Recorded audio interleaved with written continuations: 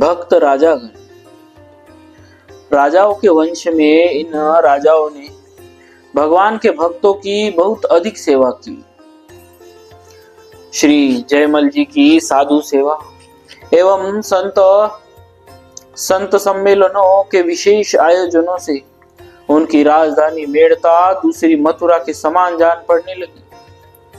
टोंडे ग्राम में भजन परायण भक्त श्री रामचंद्र जी ने भक्तों की उत्तम सेवा करके उन्हें संतुष्ट किया। श्री अभय राम जी ने जीवन भर एक समान महती संत सेवा की।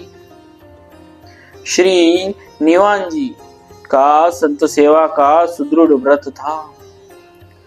श्री करमशील जी, श्री सूरतान जी, श्री भगवान जी और श्री वीरम जी, इन चारों राजाओं ने संत सेवा के अटल नियम को निभाया। श्री ईश्वर जी, श्री अक्षयराज जी, श्री रायमल जी, श्री कन्हर जी एवं श्री मधुकर जी, इन सभी राजाओं ने भक्तों की सेवा में अपना सर्वस्व समर्पित किया। इनमें से कतिपय भगवत भक्त राजाओं का चरित्र इस प्रकार है। श्री जयमल जी, भक्तराज श्री जयमल जी मारवाड़ नरेश राव दूदा जी के 3 पुत्र थे, रायमल जी, वीरमल जी और रत्न सिंह जी। रायमल जी के पुत्र थे राजा जयमल जय और रत्न सिंह जी की पुत्री थी मीराबाई। इस प्रकार जयमल जी और मीरा जी भाई बहन थे। श्री जयमल जी की उदारता तथा संत सेवा निष्ठा का एक प्रसंग भक्तदाम गुण चित्रणी में इस प्रकार वर्णित है। एक बार संतों की जमात इनके यहाँ टिकी थी। उन्हीं दिनों उन संतों में से एक संत के श्री गुरुदेव वही पास के गांव में आए हुए थे।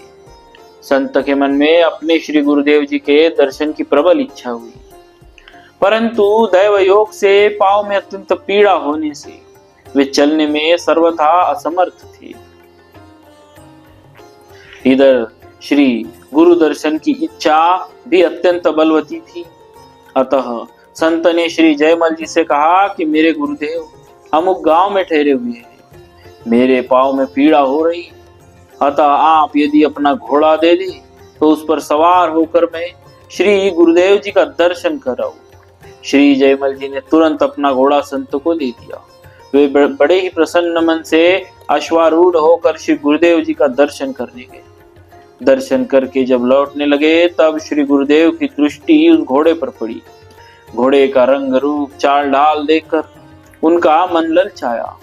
घोड़े को लेने के लिए सुजान शिष्य ने श्री गुरुदेव जी के मन की बात जानकर सहर्ष उन्हें वह घोड़ा समर्पित कर दिया।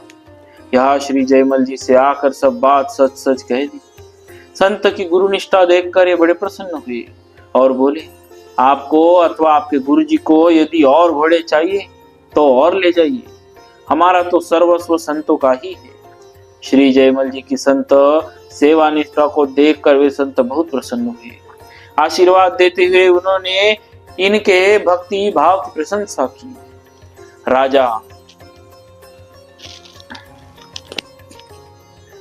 राजा जयमल जी मेड़ता जोधपुर में रहते थे। श्री भक्ति देवी के सुंदर स्वरूप को वे जानते थे। आपका अपने ठाकुर जी के प्रति बड़ा अनुराग था। श्री ठाकुर जी का मंदिर नीचे मंजिले में है, ऐसा मानकर आपने गर्मी के लिए छत के ऊपर हवादार सुंदर कमरा बनवाया। श्री ठाकुर जी के उस शयनागार में जाने के लिए राजा श्री जयमल जी ने एक लकड़ी की सीढ़ी बनवाई।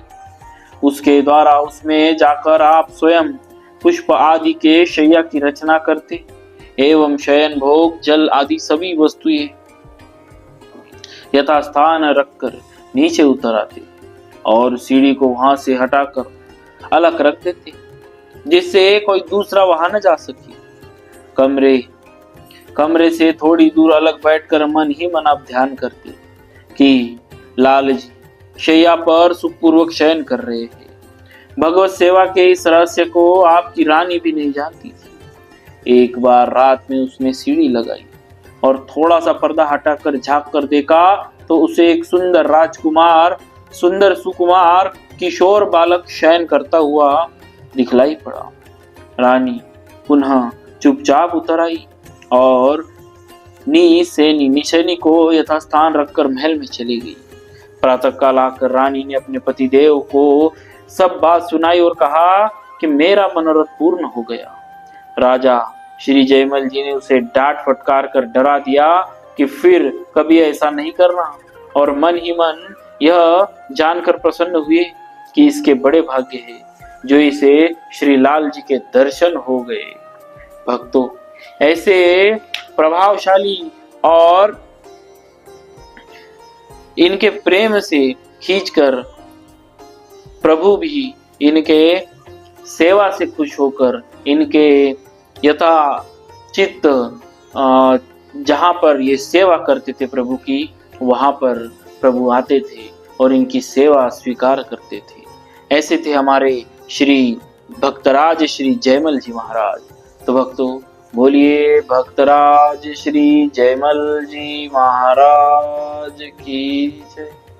भक्तवत्सल भगवान की जय।